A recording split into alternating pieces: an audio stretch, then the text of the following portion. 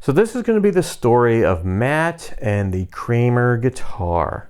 What triggered this memory was I just posted a video called Hillbillies, and it was about this guy on Marketplace, how people here they can't communicate, they cannot function in society. They have major problems with people, like communicating with people and dealing with people. They have a lot of issues with that. So this story is a little bit similar to that story, but a little different. I want to tell this because it was so stupid. I think this is actually Craigslist back at this time. And this is when the kids were still living with us. Matt wanted this guitar. He saw this guitar on like Craigslist. So I said, okay, I'll call about it. I'll buy it for him if he likes it. So I contact this guy, and it's a Kramer. And I think he wanted it because it had like the Floyd Rose 2 on it or a Floyd Rose 1.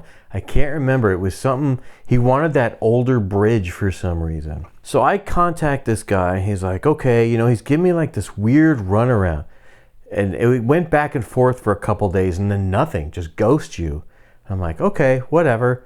I told Matt, I'm sorry, the guy just won't return anything. Oh well. He's like, okay, oh well. Because we've learned now, if you're dealing with hillbillies, don't expect anything. Don't expect anything. If they're selling something, don't expect to buy it. They don't really want to sell it. If they did, they'd be like, yeah, come get it. And every time I sell something on Marketplace or Craigslist and they're like, hey, I'm interested in your item, I'm like, come get it. I challenge them every time now because I know they're going to flake or they're just going to be like, whatever. I'll be like, come get it. I don't care. I want to get rid of my stuff. I normally don't care about the money issue. I want to get rid of my stuff. But I always challenge them, come get it. They never do, ever. So at one point, I told my wife, you know what? See what happens if you contact this guy. And if he don't answer you, maybe we'll have Matt or we'll use Matt's phone. That way we got three different people that he don't know, random people. So my wife contacts this guy and he's like, oh yeah, this is still available. It's this price, which was actually lower than it was listed for. And he's like, if you'd like to come take a look at it, all this stuff. So we're like, cool. My wife's like, cool, we're on our way. So I think it was just the three of us, me, my wife, and Matt, we drive over to this dude's house. Matt's messing with this guitar. He likes it. We give him the money and we leave. As soon as we arrive back at our house, I get a text message from this guy. Now this had been days prior. I just gave up on this guy. Days have passed. I get a text message from this guy. I'm sorry, but I sold the guitar a couple days ago. I was like, dude, liar, liar, lake of fire. Because you're a liar.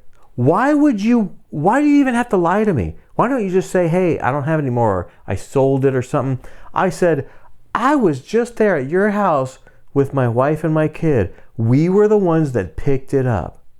And he didn't say nothing.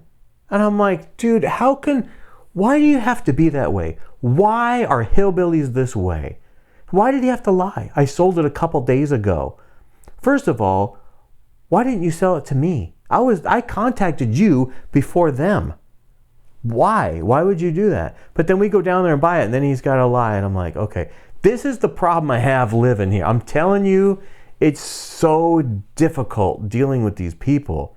But anyway, we ended up getting it, and it had some issues, but Matt liked it for a little while, I guess. But we ended up getting it, and I was just so angry at this guy. Like, why do you have to be that way? So anyway, that's the end of that little story.